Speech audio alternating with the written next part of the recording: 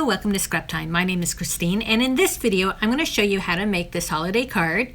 And we're going to do a masked background and then a distress resist spray technique for the background of the inked in area. So I have my card here. I'm using a 5x7 inch card. You can use any size you want. And again, I'm using a watercolor card, but it's not necessary for this technique. You can use any paper because we're just using distressed dye inks. Now the reason today I'm using my tonic media mat is because I want to use the rulers on it for masking. So I'm going to start by sort of lining up my card and then just putting a piece of tape down to hold it in place.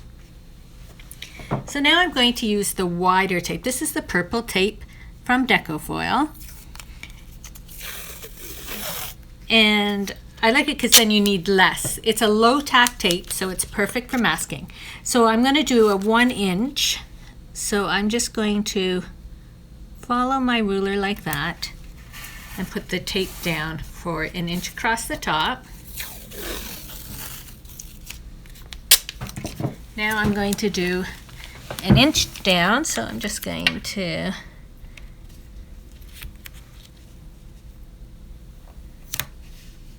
do that.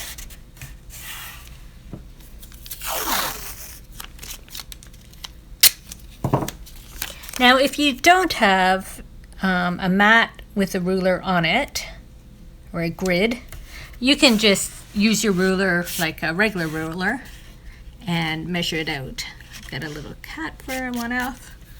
Okay, so now I want my square. It's 3 inches this way, so I want 3 inches down. So I know it's 1, 2, 3. So I'm going to put my tape down across that line.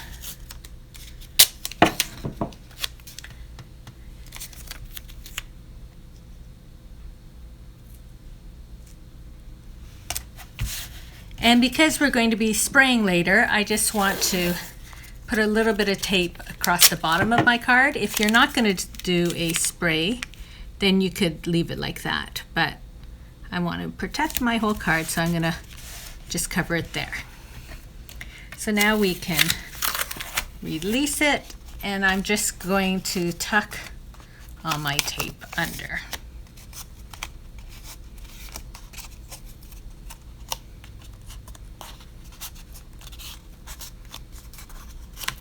Now if you want, you could leave it there to do your inking and then release it. It's up to you.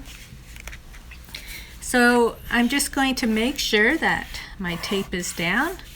And now I'm going to ink in the square. I'm going to use Seedless Preserves Distress ink, and I'm using the dye ink for this, not the oxide.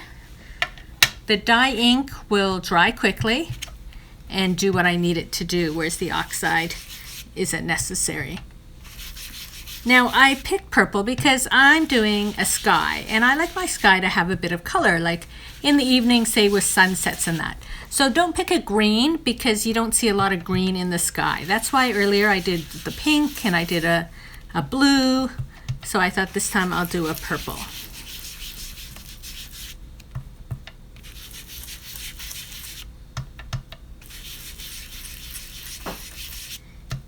And you just keep filling it in. It doesn't have to be completely solid in color, but I want to have a bit of color in my background.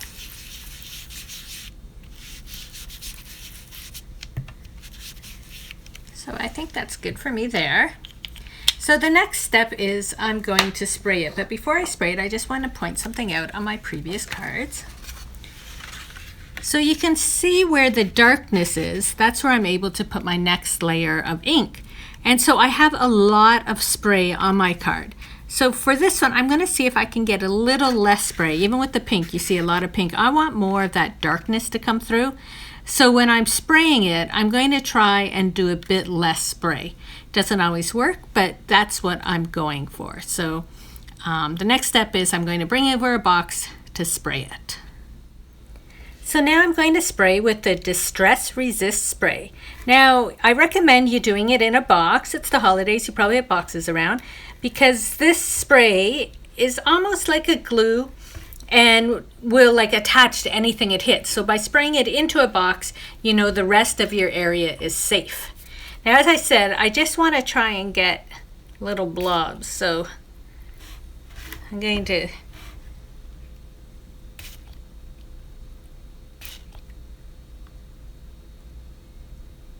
I'm sort of seeing where it landed. I'm going to do one more, I think. Now you can see why I masked off the whole card, because I got a whole pile of spray over here. And you may not see it, but in your eye it is sort of a little wet, so you can sort of see where it is. So I think that is good.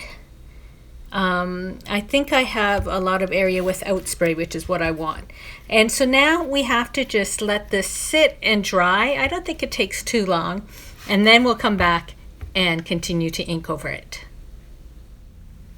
So the spray has dried, and you can tell because it has gone clear.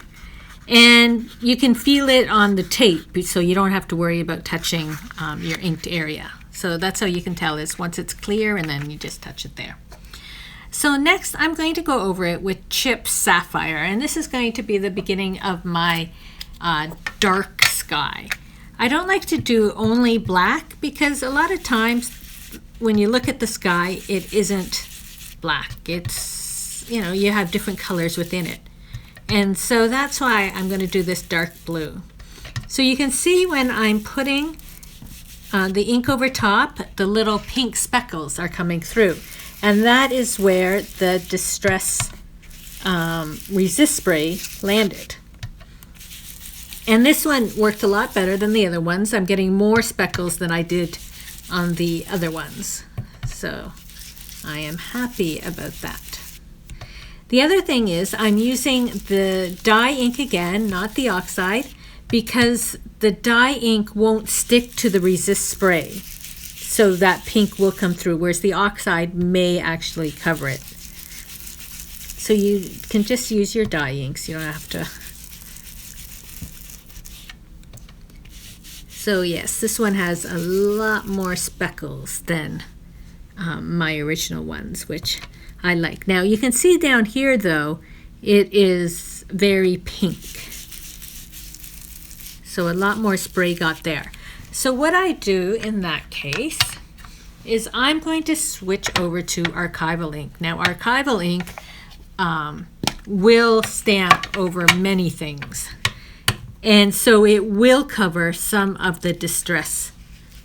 And so I'm just going to go lightly, and that will just bring down a bit of the pink because it will stick to the resist a bit. So that's what I did on my other cards. If I found they were too, the color underneath was just coming over too much, I darkened it by putting the Archival over top.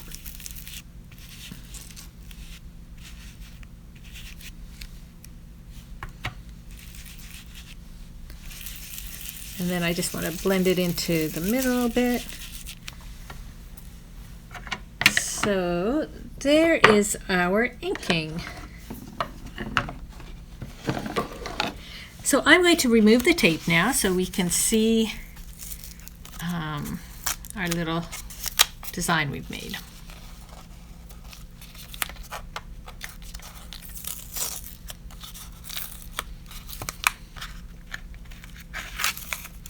So this is a low tack tape. It will come off the card fairly easily, but if you're using a thinner paper, you might just want to be careful to make sure the tape doesn't stick.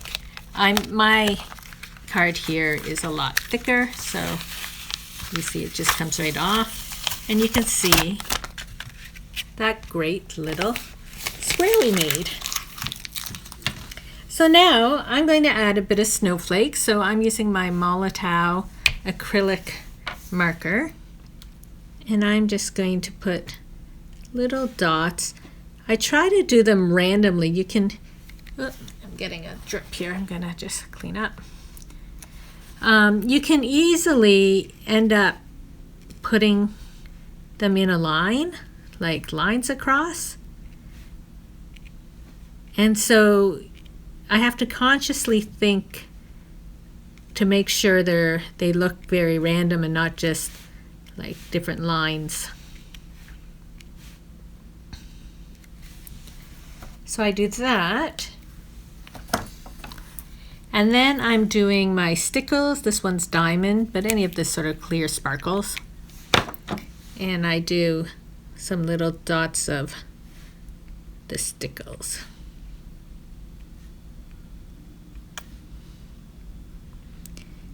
Now, I was going to use my stamping platform for the message, but I've just put Stickles on. And so really what you want to do is stamp your message before you put your Stickles on. So I'll just have to use a stamping block.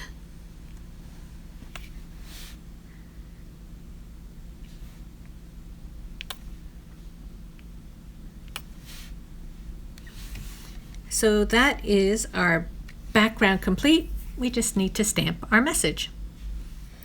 So I have this old set of holiday greetings, and if you can find a set like this, I highly recommend getting it. Not this one in particular, you probably won't get anymore, but there's many different ones because I've had this for years and I use it over and over again because they're just great basic holiday greetings.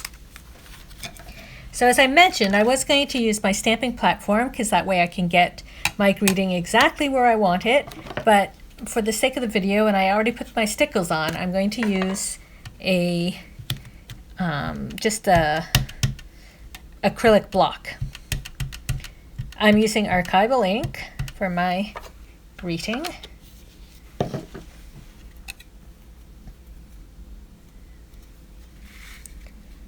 And so I'm just going to position it.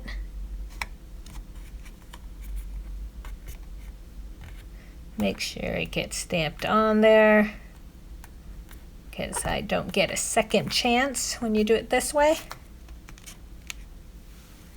And it's good enough. If I was doing it on my block, I would do it again, or my platform, but you get what you get. So that is a simple little card. Of course, you can change it up any way you want. It's fun. You can use different colors, like that's the purple, and then the pink almost looks the same as the purple. And this was broken china. This is picked raspberry I had used. So you can see, you can get different backgrounds, and it's a simple card using materials hopefully you already have on hand, and you don't have to go out and buy anything new. Thanks for watching. Be sure to give our video a thumbs up and subscribe to Scrap Time videos on YouTube. In the meantime, here are a couple other videos you might be interested in watching. See you next time. Bye-bye.